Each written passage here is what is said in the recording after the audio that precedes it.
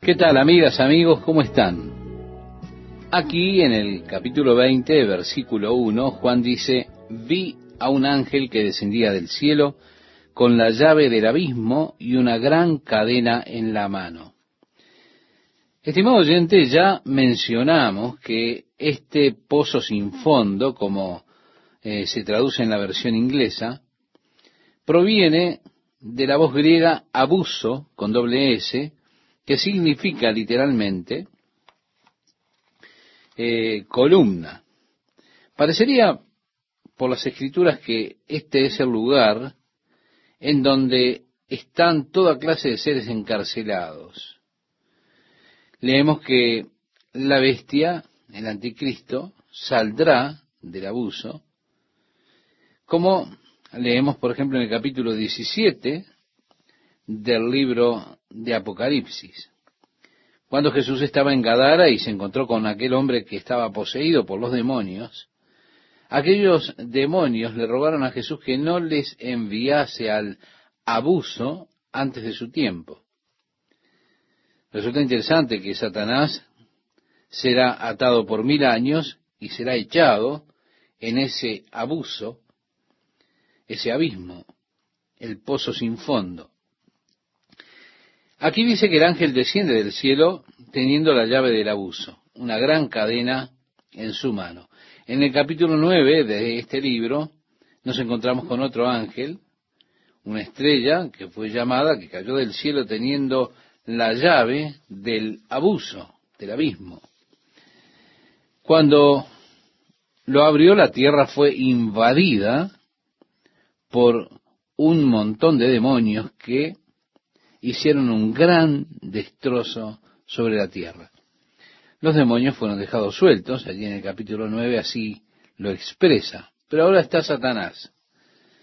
Y este ángel dice que prendió al dragón, la serpiente antigua, que es el diablo y Satanás, y lo ató por 1000 años, y lo arrojó al abismo y lo encerró, y puso su sello sobre él para que no engañase más a las naciones, hasta que fuesen cumplidos 1000 años. Y después de esto debe ser desatado por un poco de tiempo, nos dice en los versículos 2 y 3 de este capítulo 20 de Apocalipsis. Así que ahora está ese lugar de seres demoníacos albergando a Satanás. También es interesante que Dios le ha permitido a Satanás estar en libertad. Alguien preguntó en cierta ocasión si Dios habrá finalmente de atarlo y a de echarlo en el abismo. ¿Por qué Dios permitiría que quede libre de nuevo? Interesante es el hecho de que Satanás sirve a los propósitos de Dios. Dios le permite estar libre para poder servir a los propósitos de Dios. Para nosotros es tan fácil decir: te amaré, Señor, con todo mi corazón. Señor, tú eres el primero en mi vida. Señor, te amo más que a nada. Son palabras fáciles de decir, pero con frecuencia esas palabras son dichas con no mucha sinceridad, no con verdadera sinceridad.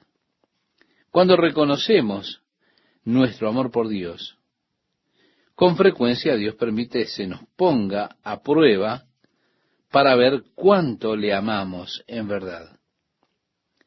Bien, Satanás es el instrumento que Dios usa con frecuencia para probar el amor que tenemos por Dios. Hay un ejemplo clásico en la Biblia y es la historia de Job. Se nos dice allí que cuando los hijos de Dios se presentaron delante de Dios, Satanás vino entre ellos. Dios le preguntó de dónde venía y Satanás le dijo de rodear la tierra y andar por ella. Dios le pregunta: ¿no has considerado a mi siervo Job? Le dice en otras palabras: él es un buen hombre. Él me ama, él odia el mal, es temeroso de mí. Satanás le dice allí: sí, pero le has puesto un cerco de protección alrededor, no me dejas que me acerque. Lo has bendecido, lo has prosperado. En otras palabras, cualquiera te serviría si tú lo prosperas como lo hiciste con Job. No tiene necesidades, no pasa penuria. Lo has bendecido tanto, ahora quita el cerco que tiene alrededor, déjamelo a mí, y vas a ver qué puedo hacer que te maldiga. Fue así que Dios le permitió a Satanás despojar a Job de todas sus posesiones. Dios le puso a Satanás una sola restricción. Le dijo, mas no toques su vida. La filosofía de Satanás en cuanto a Job, que había desarrollado, era que Job para Satanás era como un mercenario. Él solamente servía a Dios por sus ganancias, por la gratificación que Dios le daba. De allí que le dice a Dios que le quite esa gratificación y que él no habría de servirlo más. Es verdad que Dios le da a sus hijos muchas gratificaciones especiales. Ahora, ¿le estoy sirviendo solo por las gratificaciones? ¿Solo por las bendiciones? ¿Solo por esos beneficios? ¿O también le estoy sirviendo porque verdaderamente amo a Dios con todo mi corazón? Dios permite que esto sea puesto a prueba. Job fue puesto a prueba. Y Job, habiendo sido despojado de todo, aún de su familia, de sus riquezas, va a decir su fortuna, Job quedó en el suelo. Pero Job dijo, desnudo salí del vientre de mi madre, y desnudo volveré allá. Jehová dio, y Jehová quitó. Sea el nombre de Jehová bendito. Y en todas estas cosas, no maldijo Job a Dios, ni culpó Job a Dios. Así dice la Escritura, pero Satanás fue usado como un instrumento de Dios para someter a Job a prueba, y con frecuencia Satanás es usado como un instrumento de Dios para probarnos a nosotros, los creyentes. Digamos, por ejemplo, que yo le digo a mi hijo, hijo, esto era cuando ellos estaban creciendo, por supuesto. No puedo decirle de esa manera. Ahora, por poco tengo que decirle Señor. Pero bueno, le digo, hijo, voy a ir a comprar un escritorio. Necesito ayuda para subirlo a mi oficina. Quiero que te quedes aquí en el patio hasta que yo regrese porque tengo mucho que hacer hoy. Y tan pronto como regrese, quiero que me ayudes a subir el escritorio a mi oficina. Así que no te vayas de aquí del patio que yo voy a venir con el escritorio. Y si tomo una gran cadena y voy al patio trasero y lo ato a un árbol, bueno, después me voy al comercio, traigo el escritorio, llego a casa y allí está él encadenado en el patio. Voy, lo desato y le digo, tengo que subir el escritorio, ahora vamos, ¿verdad? Me ayuda y digo, tengo un hijo maravilloso, tan obediente él, se quedó en el patio mientras iba. Estoy realmente orgulloso de este muchacho. Mi vecino me va a decir, debiste haberlo escuchado gritar y las cosas que decía de ti cuando no estabas. Ahora, si en lugar de eso le digo, hijo, voy a buscar un escritorio, quiero que te quedes en el patio mientras voy, no te vayas, quiero que estés aquí cuando regrese. Y al salir mi vecino está regando su césped y dice, señor Jones, ¿le importaría simplemente vigilar a mi hijo? Estoy curioso de lo que puede acontecer cuando yo no esté aquí en la vuelta. Y me voy entonces, compro el escritorio, llego a casa y allí está el señor John y me detiene y me dice, bueno, señor Smith, usted tiene un hijo maravilloso. No tiene que preocuparse por él. Él se quedó en el patio todo el tiempo mientras usted fue. No solo eso, ese pequeño que vive calle arriba, el pequeño Jimmy, lo vino a visitar y le dijo, vamos a la escuela y vamos a tirar unas canastas. Pero su hijo le dijo, no puedo ir, tengo que quedarme en el patio, mi padre quiere que me quede aquí, me necesita para cuando él traiga el escritorio. Este amigo le dijo, vamos, puedes llegar aquí antes de que lo haga tu padre, nunca sabrá que te has ido, vamos conmigo. Pero su hijo le dijo, no, papá me dijo que me quedara aquí y me voy a quedar acá hasta que regrese. Vamos, sos un gallina. Y su hijo le dio en la nariz un golpe de modo que el muchacho se mandó mudar con la nariz rota. Señor Smith, usted tiene un hijo asombroso. Y podría estar orgulloso de que mi hijo me obedeciese, aunque la oportunidad y la libertad para hacer otra cosa estuvo allí. Con todo, permaneció obediente, aunque vino un enemigo para tratar de sacarlo de su obediencia. ¿Se da cuenta? Bueno, no es lo recomendable lo que habría hecho él de golpear a este chico, pero lo que sí es interesante es que él permaneció obediente, aunque tuvo que defenderse en esa situación. Si miramos con Dios, Él nos deja libres. También está el demonio que viene y trata de tentarnos para que desobedezcamos. Cuando me mantengo fiel a Dios a pesar de las tentaciones, como decía el apóstol Pablo, Dios nos ha creado para alabanza de la gloria de su gracia. Es decir, Él tiene placer, se gloría en mi obediencia a Él, especialmente a la luz del hecho de que está la oportunidad de hacer otra cosa. No solo la oportunidad, sino que Satanás siempre está tratando de explotar las oportunidades. Pero me he mantenido fiel y Dios dice, tengo un buen hijo. Así que Dios dijo eso respecto de Job. Esto es por lo que Dios a Satanás le da libertad, para que él pueda ser utilizado en la prueba de nuestro amor y nuestro compromiso con el Señor, para que aparezca lo genuino de ese amor y de ese compromiso.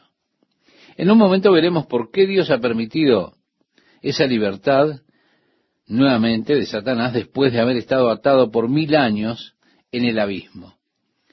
Ahora en el versículo 4 es también interesante notar que Juan está observando no una, sino dos compañías. Aquellos que sostienen una posición post-tribulacionista, con frecuencia usan este versículo como una de las grandes armas o los grandes textos de prueba de esa posición post-tribulacionista, porque Juan dijo, y vi tronos, y se sentaron sobre ellos los que recibieron facultad de juzgar, y vi las almas de los decapitados por causa del testimonio de Jesús y por la palabra de Dios, los que no habían adorado a la bestia ni a su imagen, y que no recibieron la marca en sus frentes ni en sus manos, y vivieron y reinaron con Cristo 1000 años. Pero los otros muertos no volvieron a vivir hasta que se cumplieron 1000 años. Esta es la primera resurrección. Como que Juan vio esta compañía y no hace la distinción correcta aquí, aparecería así. Y entonces estas personas los ponen juntos como si fueran uno solo, cuando Juan está hablando en verdad acerca de dos compañías que él está viendo en los cielos. Yo quiero que note, dice, y vi tronos y se sentaron sobre ellos los que recibieron facultad de juzgar. Ahora nos preguntamos, ¿quiénes son estas personas? Estos que están sobre sus tronos allí. Los que están sobre sus tronos son la iglesia. Porque si nosotros vamos de regreso en este libro al capítulo 3, versículo 21, Jesús dice a la iglesia, al que venciere, le daré que se siente conmigo en mi trono, así como yo he vencido y me he sentado con mi Padre en su trono. El apóstol Pablo le escribía a los Corintios en su primera carta del capítulo 6, verso 3, y les decía, ¿o no sabéis que hemos de juzgar a los ángeles? ¿Cuánto más las cosas de esta vida? El salmista escribió, regocíjense los santos por su gloria y canten aún sobre sus camas, exalten a Dios con sus gargantas y espadas de 2 filos en sus manos para ejecutar venganza entre las naciones y castigo entre los pueblos, para aprisionar a sus reyes con grillos y a sus nobles con cadenas de hierro, para ejecutar en ellos el juicio decretado. Gloria será esto para todos sus santos. Aleluya. También Daniel, hablando de ese personaje que hemos mencionado tantas veces, el anticristo, dijo, y veía yo que este cuerno hacía guerra contra los santos y los vencía, hasta que vino el anciano de días y se dio el juicio a los santos del Altísimo, y llegó el tiempo y los santos recibieron el reino. Esto lo puede leer en el capítulo 7 del libro del profeta Daniel, versos 21 y 22. Jesús le decía a sus discípulos: de cierto os digo que en la regeneración, cuando el Hijo del Hombre se siente en el trono de su gloria, vosotros que me habéis seguido, también os sentaréis sobre 12 tronos para juzgar a las 12 tribus de Israel. Y así el primer grupo que Juan observa es la iglesia, los que han vencido y están sentados sobre sus tronos, y el juicio les es dado a ellos. Ahora, note que él también ve un segundo grupo, y dice: y vi las almas de los decapitados por causa del testimonio de Jesús. Allí está un segundo grupo, que son los mártires que salieron de la gran tribulación por no adorar a la bestia, ni tomar la marca de la bestia, y tuvieron que pagar con sus vidas. Regresamos al capítulo 6 de este libro de Apocalipsis, al verso 9, dice: cuando abrió el quinto sello, vi bajo el altar las almas de los que habían sido muertos por causa de la palabra de Dios y por el testimonio que tenían, y clamaban a gran voz diciendo: ¿hasta cuándo, Señor, santo y verdadero, no juzgas y vengas nuestra sangre en los que moran en la tierra? En el capítulo 7 también, en el versículo 13, leemos entonces uno de los ancianos, cuando Juan vio, estimado oyente, esta gran multitud en el cielo, una multitud que ninguno podía contar, cantando de la salvación a través de Jesús, por medio de Jesús, los ancianos decían: ¿quiénes son y de dónde han venido? Juan dijo: Señor, tú lo sabes todo. Yo le dije: Señor, tú lo sabes. Él me dijo: estos son los que han salido de la gran tribulación y han lavado sus ropas y las han emblanquecido en la sangre del Cordero. Por esto están delante del trono de Dios y le sirven día y noche en su templo. Y el que está sentado sobre el trono extenderá su tabernáculo sobre ellos. Así que vemos este segundo grupo, que son aquellos que fueron o serán martirizados durante ese período que vendrá de la gran tribulación, por rechazar el hecho de tomar la marca de la bestia, por rechazar adorar al anticristo o a su imagen. Y Juan está viendo, de hecho, no una, sino dos compañías separadas. La iglesia con Jesús, que está sentada en su trono, y estos santos martirizados, que salen de la gran tribulación, que están delante del trono de Dios. Si ellos están en su santo templo, se nos dice en el capítulo 7, adorando a Dios de día y de noche continuamente. Juan nos dice que ellos vivieron y reinaron con Cristo 1000 años. Y así tenemos estas dos compañías. Estimado oyente, es que Jesús ha de regresar a esta tierra. Y nosotros, que ya habremos sido llevados con Él, cuando Cristo venga a buscar a su iglesia, estaremos regresando, cuando Jesús regrese a la tierra, estaremos regresando con Él. El apóstol Pablo le decía a los colosenses en el capítulo 3 de su carta, verso 4, cuando Cristo vuestra vida se manifieste, entonces vosotros también seréis manifestados con Él en gloria. Jesús está regresando a la tierra para reclamar la tierra como posesión de Dios. Jesús redimió al mundo por medio de su muerte en la cruz. Él pagó el precio de redimir al mundo por medio de su muerte sobre la cruz del Calvario. Él pagó el precio de la redención y ahora está viniendo a reclamar lo que compró sobre la cruz. Y nosotros hemos de regresar con Él. Él reinará sobre la tierra por 1000 años, tiempo durante el cual, en la primera parte de este capítulo, Satanás será atado. Él estará en el abismo y nosotros no tendremos que estar tratando con Él durante los 1000 años del reinado de Cristo sobre esta tierra. Mi amiga, mi amigo, la tierra ha de ser restaurada a su gloria edénica. Vale decir, la tierra como era antes del diluvio. y como lo era en el jardín de Edén. Toda la tierra, sí, la tierra, toda ella ha de ser un paraíso. Amigos oyentes, qué alegría estar con ustedes una vez más. Tengo buenas noticias. Jesucristo regresará a la tierra. Y más aún, nosotros regresaremos con Él. El apóstol Pablo le decía a los colosenses en el capítulo 3 de su carta, verso 4, cuando Cristo vuestra vida se manifieste, entonces vosotros seréis manifestados con Él en gloria. Sí, estaremos regresando a la tierra junto con Él. Él vendrá para reclamar la tierra como posesión de Dios. Jesucristo redimió al mundo por medio de su muerte sobre la cruz del Calvario. Él pagó el precio de la redención del mundo y ha de volver para reclamar aquello que compró sobre la cruz.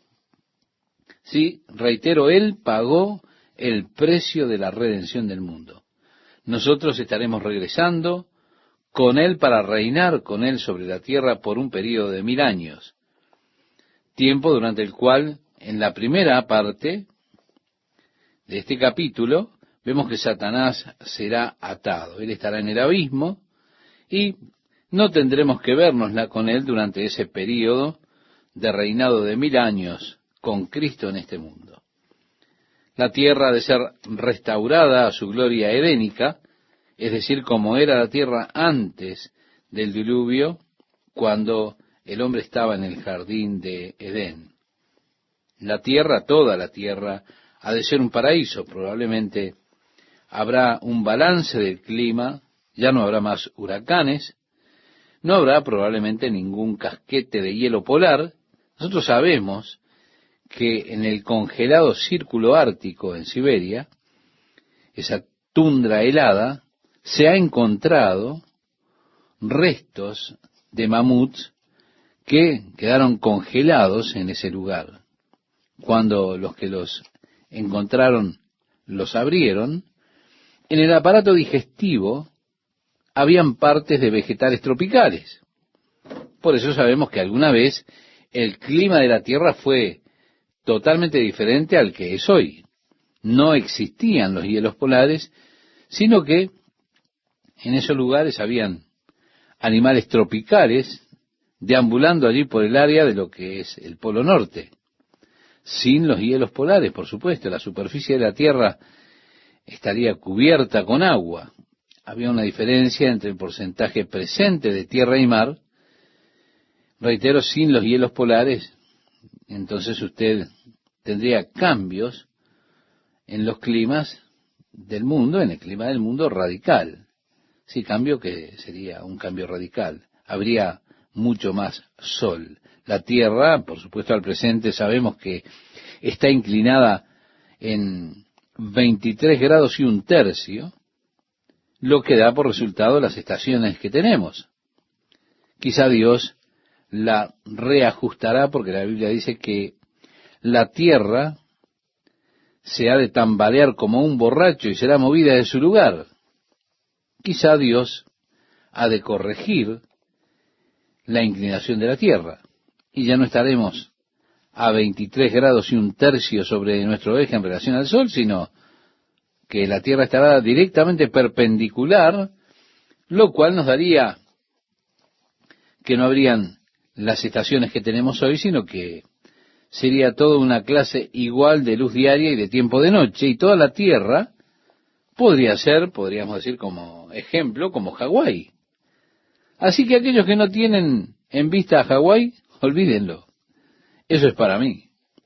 Ahora, ustedes no tienen por qué ponerse celosos, porque toda la Tierra será como Hawái. Habrá una renovada longevidad de la vida. Habrá mayor humedad en la atmósfera por causa de la evaporación de los océanos con más agua y más humedad que serán llevados a la atmósfera, lo cual nos dará que haya más filtros para los rayos ultravioletas y todos los otros rayos. La Tierra será realmente un lugar hermoso. como dice la Biblia, toda la tierra será llena de su gloria. La justicia cubrirá la tierra como las aguas cubren el mar. Estaremos viviendo y reinando con Cristo 1000 años sobre esta tierra. Ahora, hemos estado leyendo acerca del gran juicio que ha de venir sobre esta tierra.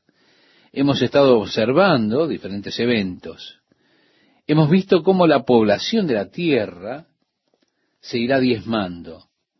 Hay escrituras que indican que solamente el 1% de las personas han de sobrevivir el período de la gran tribulación. No son muchos, ¿no? 1 de cada 10. Ahora, si la población de la tierra al presente está en aproximadamente 6 millones o 6.700 millones, eso con todo nos dejaría unas 670 millones de personas sobre este mundo. Es un número bastante interesante. Hablamos cuando Jesús regrese para establecer su reino. Bien, el primer orden de negocios será congregar a las naciones juntas para el juicio, determinar a cuál de las que sobrevivieron la gran tribulación les será permitido el privilegio de continuar viviendo en la era del reino. Recuerde, si una persona ha tomado la marca de la bestia en su mano derecha o en su frente, inmediatamente será eliminada. No le será permitido entrar a la era del reino.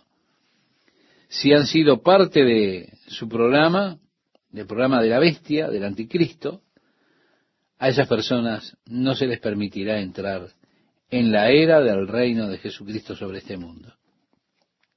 Será en ese tiempo que el Señor separará al pueblo, como dice en el Evangelio de Mateo, capítulo 25, como el pastor separa las ovejas de los cabritos. A los que estén a su derecha, Él dirá: venid, benditos de mi Padre, heredad del reino preparado para vosotros desde antes de la fundación del mundo. Pero a los que estén a su izquierda les dirá: apartaos de mí, obradores de maldad, a las tinieblas eternas que fueron preparadas para Satanás y sus ángeles. Y así Jesús, entonces, comenzará su reinado de 1000 años, y estaremos reinando con Él como reyes y sacerdotes, o como un reino de sacerdotes sobre la tierra. También se nos dice que anualmente iremos a Jerusalén para encontrarnos con Jesús. Es decir, habrá una gran convocatoria anual cuando la iglesia vaya a Jerusalén a encontrarse con el Señor. Bien, supongamos que hay 200 millones de personas que han pasado por este periodo cuando Jesús regrese y se les permite vivir en la era del reino. Encontramos en el capítulo 12 del libro del profeta Daniel que el ángel está hablando acerca del fin del reinado de los gentiles y la venida nuevamente del Señor para establecer su reino. Daniel hace esta pregunta: ¿cuánto falta, Señor, para que acaben estas cosas?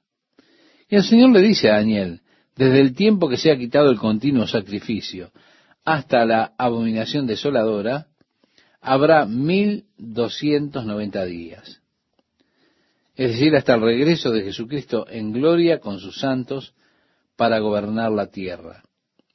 Digamos que usted es una de esas personas, esa clase de escéptico, que usted no cree en principio estas cosas que la Biblia nos dice, las que están pasando y las que han de suceder.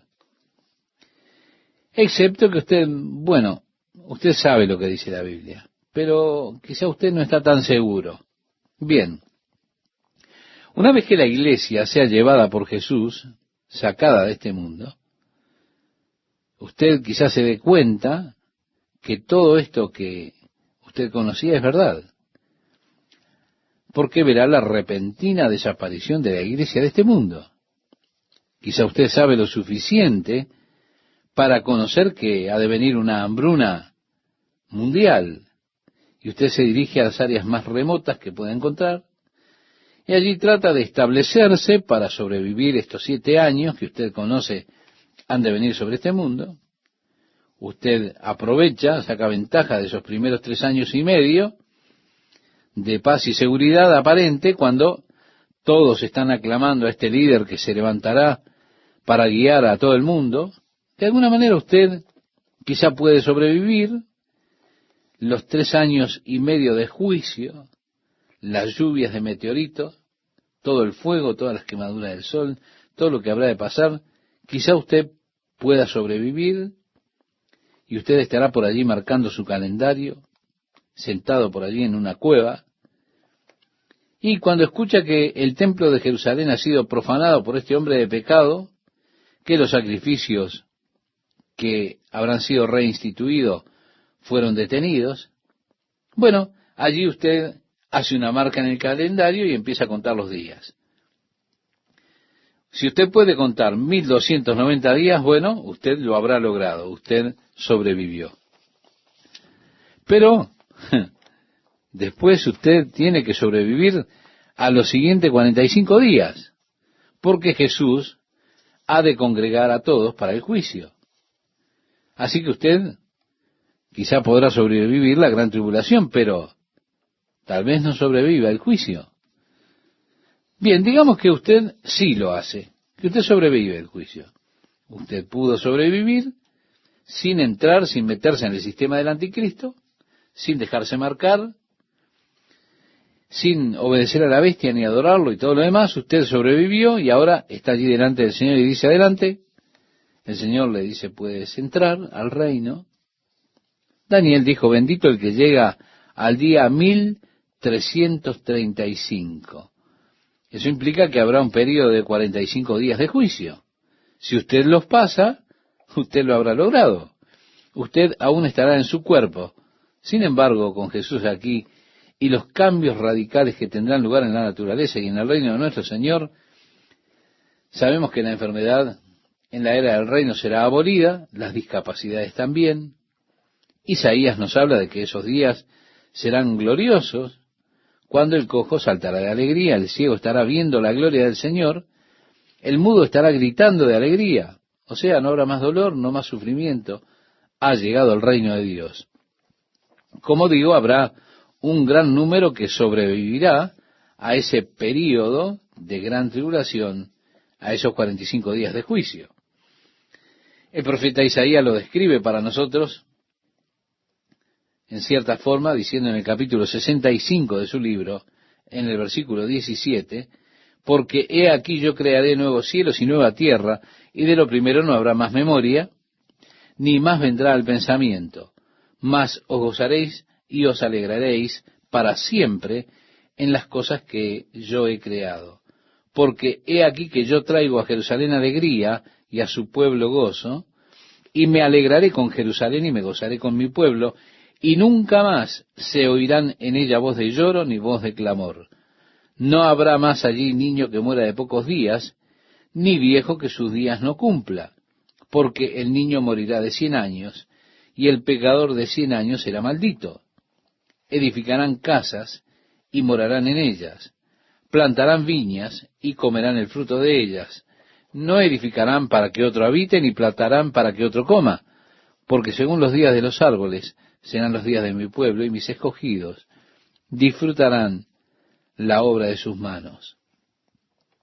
Y así vemos que él habla acerca de ese día, cuando también dice: el lobo y el cordero serán apacentados juntos, el león comerá paja como el buey, y el polvo será el alimento de la serpiente. No afligirán ni harán mal en todo mi santo monte, dijo Jehová. Durante esos 1000 años que Jesús estará reinando, y nosotros estaremos reinando con él como un reino de sacerdotes, como lo describe David, probablemente nosotros seamos los ejecutores de justicia. Será la iglesia, es decir, aquellos que estaremos en nuestros cuerpos ya glorificados. Los que vivan todavía estarán, por supuesto, con sus cuerpos naturales, y durante ese periodo de condiciones ideales de clima, no habrá enfermedades, no habrá dolor, no habrá inundaciones, tornados, huracanes, terremotos, toda la desgracia que estamos viendo en nuestros días. ¿Se puede imaginar 1000 años bajo estas condiciones ideales, cuán rápidamente ha de crecer la población de la tierra.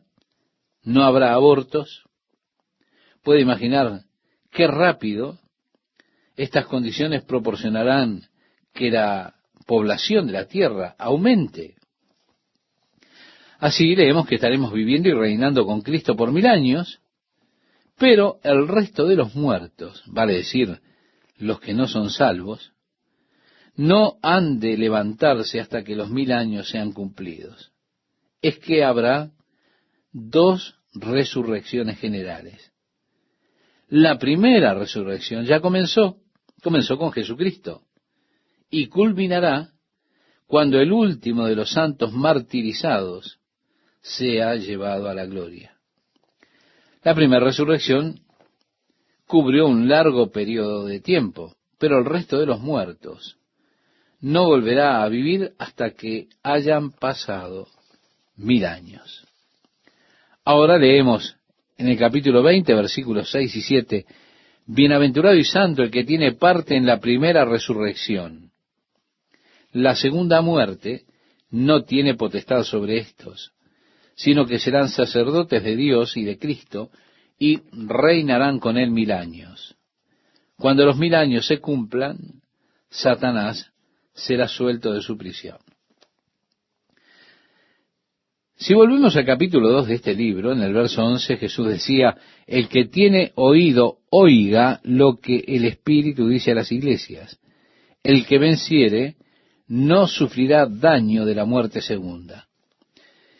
En el capítulo 1, verso 6, declaró, y nos hizo reyes y sacerdotes para Dios su Padre, a él sea gloria e imperio por los siglos de los siglos. También lo dice en el capítulo 5, cuando en el cielo nosotros estemos cantando esa canción que dice, y nos has hecho para nuestro Dios reyes y sacerdotes, y reinaremos sobre la tierra. Vemos, ese es el reinado de 1000 años, cuando nosotros viviremos y reinaremos con Cristo sobre la tierra. Pero, cuando finalicen esos 1000 años, Satanás será librado del abismo. Y como dice el verso 8 de Apocalipsis capítulo 20, y saldrá a engañar a las naciones que están en los 4 ángulos de la tierra, a Gog y a Magog, a fin de reunirlos para la batalla, el número de los cuales es como la arena del mar. Y subieron sobre la anchura de la tierra, y rodearon el campamento de los santos y la ciudad amada, y de Dios descendió fuego del cielo y los consumió. Estimado oyente, a mí me resulta esto una cosa maravillosa, porque revela lo que es el corazón del hombre. La Biblia nos dice a través del profeta Jeremías que engañoso es el corazón del hombre más que todas las cosas y perverso. Y los sociólogos del día de hoy están tratando de decirnos que no existen los chicos malos. No. El problema está en el entorno. Si tan solo se pudiera cambiar el entorno, si una persona solo tuviese las oportunidades correctas, esa chispa de bien que hay en cada uno de nosotros, haría que cada uno de nosotros fuera bueno. Permítame decirle, esto es exactamente opuesto a lo que dice la Biblia. La Biblia dice que engañoso es el corazón más que todas las cosas y perverso. ¿Quién lo conocerá? Lo decía el profeta Jeremías, como lo mencionábamos anteriormente, en el capítulo 17 de su libro, versículo 9. La depravación del hombre, los científicos sociales, se agradan en negar eso, pero la Biblia es lo que enseña, y eso es verdad. Cuando estas personas habían vivido en la tierra por 1000 años, bajo un ambiente ideal, el reinado de Jesús, durante ese reinado serán forzados a vivir piadosamente. No tendrán la oportunidad de manifestar sus deseos malignos. Nosotros estaremos aquí para ver eso. Estaremos aquí con poderes extraordinarios en nuestros cuerpos glorificados. Así que estará reinando Jesús este mundo con vara de hierro. ¿Sí? El reinado de Jesús será con vara de hierro. La justicia será algo que será forzada para todos los hombres. Por 1000 años veremos la maravilla de esto cuando las personas vivan en una verdadera justicia social, justicia de Dios en todos los órdenes. No existirán las prisiones, no habrá sistemas judiciales, no existirán departamentos de policía, no se los necesitará, porque Jesús estará gobernando esta tierra con vara de hierro. Las personas estarán viviendo en justicia y verán los beneficios de esa justicia, las bendiciones que trae aparejado vivir en armonía con Dios. Qué alegría saludarlos, amigas, amigos, estar una vez más con ustedes compartiendo este apasionante estudio del libro de Apocalipsis.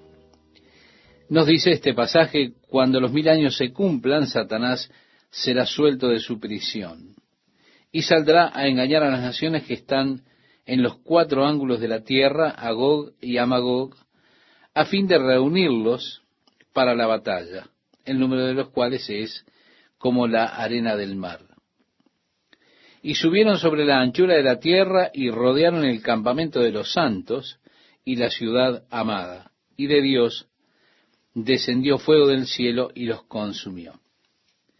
Amigo oyente, como decíamos en nuestro último programa, aquí hay algo asombroso que revela el corazón del hombre. Nos dice la Biblia a través del profeta Jeremías que engañoso es el corazón del hombre más que todas las cosas y perversa. ¿Quién lo conocerá? Sin duda, la depravación del hombre es una realidad. Aunque a los científicos sociales no les gusta aceptar esto, lo niegan, pero la Biblia lo enseña categóricamente. Cuando estas personas hayan vivido en la tierra por 1000 años, lo harán bajo un ambiente ideal. Será el reinado de Jesucristo. Durante ese reino ellos se verán forzados a vivir justamente. No tendrán oportunidad para darle rienda suelta a los deseos malvados de sus corazones. Nosotros estaremos aquí para verlo. Estaremos con poderes realmente extraordinarios en nuestros cuerpos ya glorificados. Así que nos dice que gobernará, regirá las gentes con vara de hierro. Si el reino de Jesús será un reino realmente blindado. La justicia será algo que estará impuesta sobre todos los hombres.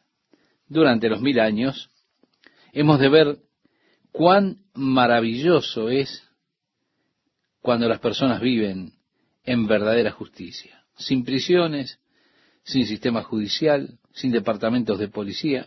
¿Para qué? No se han de necesitar cuando Jesús reine y rija esta tierra con vara de hierro.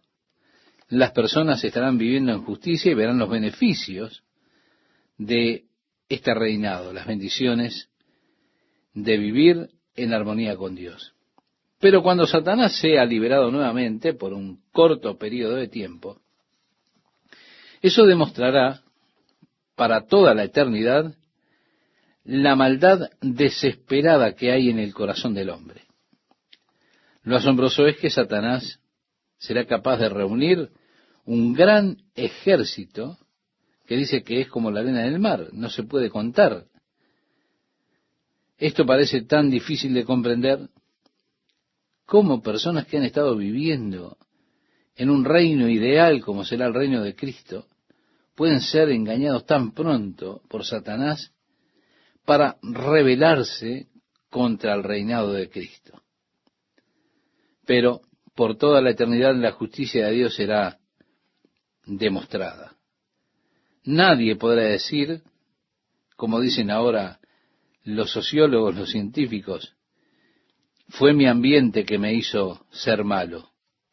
Ese argumento habrá sido derribado para siempre cuando quede demostrada la maldad desesperada del corazón del hombre, la que será revelada como lo será en ese nuevo intento de derrocar a Jesús. Una vez que esto sea demostrado, que ellos se junten, ya no habrá más tiempo, habrá culminado para siempre todo intento, toda posibilidad. Todo se terminará en un momento. Dios los destruirá con fuego desde el cielo. No, allí no habrá batalla, no habrá pelea ninguna. Se terminará todo en un momento. Ahora, eso muestra, reitero, la maldad tan grande, desesperadamente mala, esa maldad que está en el corazón del hombre. Y también quedará demostrada la absoluta justicia del juicio de Dios cuando Él juzgue la maldad del hombre por su rebelión contra Él. ¿Por qué? Porque la rebelión, a pesar de todo lo que vivieron durante esos 1000 años, estará aún en el corazón de los hombres. Ellos no serán capaces de expresar esa maldad durante el reinado de Cristo. Pero aún así, Dios permitirá que ellos reciban las bendiciones, los beneficios de su reinado.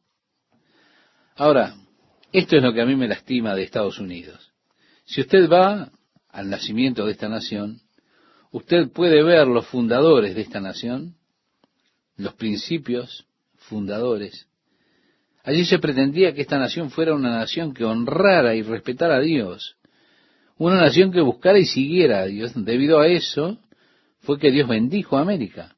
Y América realmente se volvió una nación poderosa, fuerte, fue próspera. Pero así como ocurrió con la nación de Israel, cuando ellos se volvieron prósperos, se olvidaron de Dios. Y así nuestra nación se olvidó de Dios. Así como la nación de Israel, cuando se olvidó de Dios, Dios los entregó a sus enemigos. Vendrá el tiempo del juicio de Dios, cuando Dios entrega a los Estados Unidos a sus enemigos. Y los integrantes de esta nación no podrán escapar de esta realidad. ¿No es interesante? Lo mismo que nos hizo fuertes, lo mismo que nos hizo grandes, el hombre se rebela contra eso. Observe cómo ellos están intentando ahora atribuir el éxito y la grandeza de América a la democracia o al sistema de iniciativa libre. Y así, ¿qué estamos queriendo enviar al mundo para cambiar al mundo? ¿El sistema de iniciativa libre? Ese sistema de iniciativa libre para empresas, de seguro eso hará que todos sean más buenos. Cuando le enviamos a ellos los ideales de libertad y democracia, ¿pero qué libertad? En realidad lo que está pasando es que se están llevando nuestras libertades. Cada vez más y más están sacándonos nuestras libertades. En el frente de mi casa yo tengo el árbol de eucaliptus más molesto que puede existir. Cada día tengo que barrer una bolsa grande de hojas de eucaliptus de ese patio que tengo allí. Cada día del año, porque se caen durante todo el año las hojas. Es un fastidio. Ahora, yo pedí permiso para quitar el árbol de eucaliptus, porque estoy tan cansado de rastrillar y barrer las hojas cada día. El patio siempre está desprolijo. Incluso tomé fotos 1 hora después de haber barrido para mostrar las hojas de eucaliptus. 2 horas después, más hojas. Pero, ¿me permitieron ellos quitar el árbol? No. Mi pedido fue negado. América libre. Pero dicen, alabado sea Dios por la libertad. ¿Qué libertad? Ellos se entrometen cada día más en nuestras libertades. Aún así estamos esperando exportar libertad al mundo. Es una locura, una confusión. Satanás reunirá a todas las personas en una rebelión final en contra de Dios. Y por siempre Dios será justificado en el juicio que Él ha designado contra los impíos. Así que leemos en este capítulo 20 de Apocalipsis, verso 10, y el diablo que los engañaba fue lanzado en el lago de fuego y azufre. Unos días atrás veíamos en nuestro estudio a la bestia y al falso profeta que fueron lanzados en el lago que arde con fuego y azufre. Eso ocurrió 1000 años antes de esta escritura.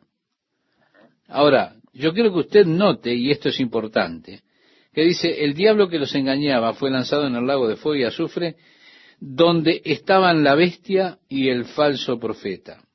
Y esto es lo que quiero que note, que no dice donde ellos fueron destruidos. No, no. No dice donde ellos fueron aniquilados, sino donde ellos están luego que pasaron 1000 años. Allí es donde están ellos. Y agrega, y serán atormentados día y noche por los siglos de los siglos.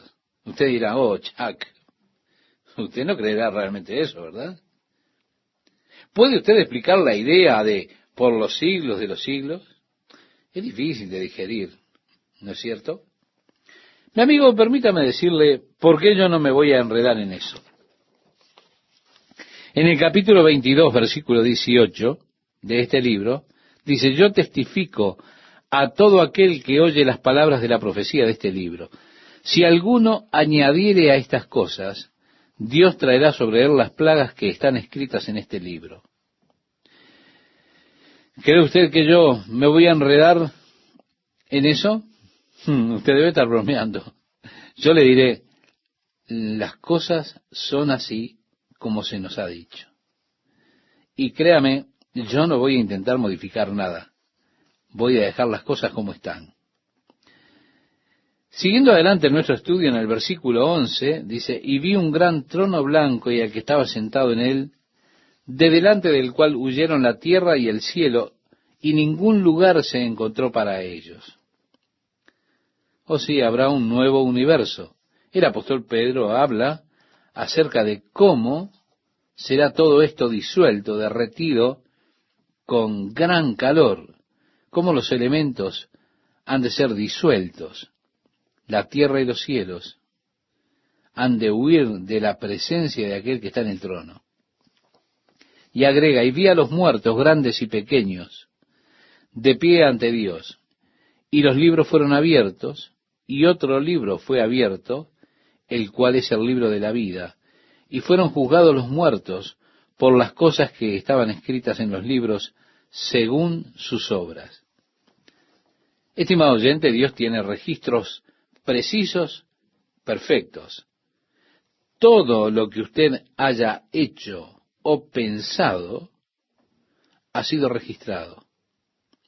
Es tremendamente interesante. Y yo no sé, algunos están con esta teoría que el sonido continúa.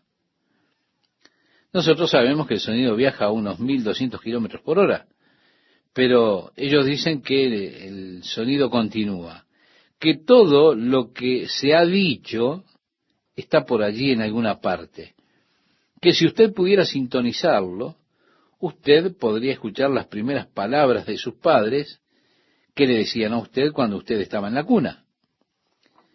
Como la luz viaja y parece que sigue, ellos dicen que el sonido hace lo mismo, y ya han existido intentos de científicos tratando de sintonizar en cierta forma esos sonidos. ¿No hubiera sido emocionante si realmente pudiéramos sintonizarlos y escuchar la voz de Jesús hablándole a las personas allí en la ribera de la mar de Galilea?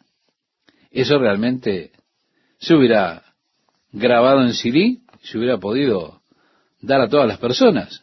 Usted puede estar seguro que Dios, Él tiene todo absolutamente bien grabado. El libro se abrirá y las personas serán juzgadas por las cosas que están escritas en el libro. También se hace mención al libro de la vida. A través de la Biblia hay varias menciones de este libro. Para mí me resulta interesante que en varias oportunidades en que se menciona el libro de la vida, la mitad del tiempo se utiliza haciendo referencia a personas siendo borradas del libro de la vida. Recordamos cuando Moisés le pidió al Señor que perdonara al pueblo que había pecado contra Dios y que no quitara sus nombres del libro. El Señor le dijo a Moisés, cualquiera que pecare contra mí, ese será quitado de mi libro. En el Salmo 69, David habla del Mesías, la oración del Mesías. Esa oración era, sean raídos del libro de los vivientes y no sean escritos entre los justos. Jesús, en su mensaje a la iglesia en Sardis, en el capítulo 3 de Apocalipsis, promete que aquellos que vencieren, se les dará vestiduras resplandecientes, y también dice que no borrará su nombre del libro de la vida, sino que él confesará su nombre delante de su Padre y delante de los ángeles. Luego, cuando leemos en el capítulo 22, si alguno quitara alguna palabra del libro de esta profecía, Dios quitará su parte del libro de la vida. Usted dirá, bueno, ¿usted quiere decir que cree que Dios quita los nombres del libro de la vida?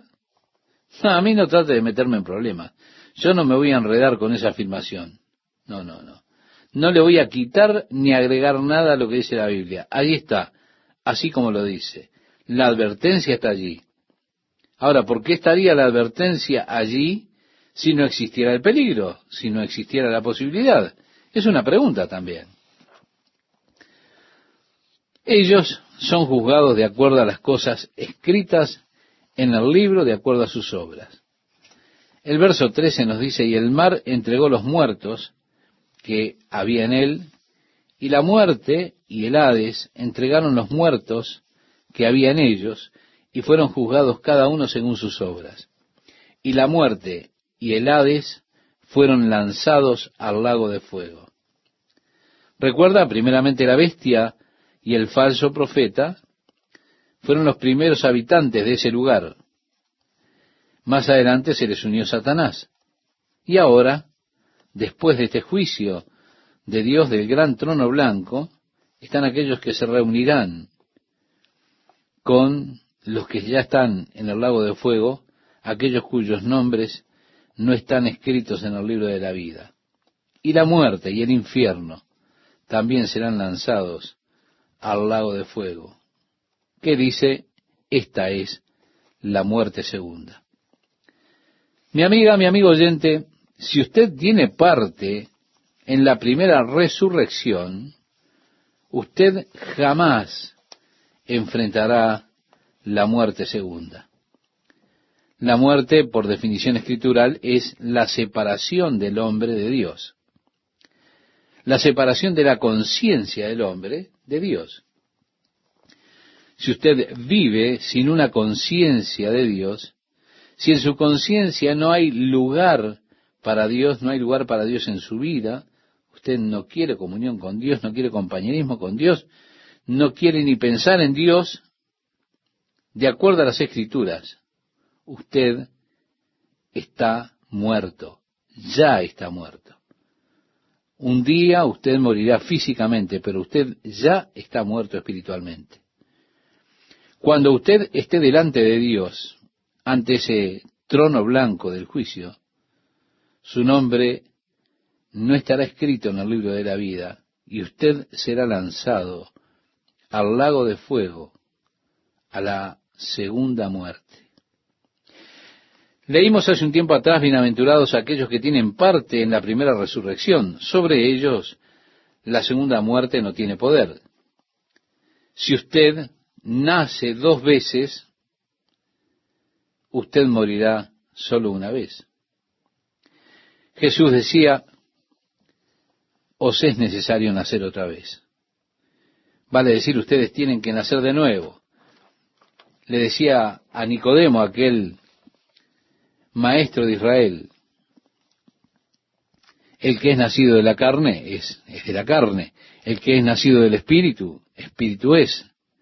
No te maravilles que te digo que debes nacer de nuevo, en otras palabras decía eso, tendrás que renacer.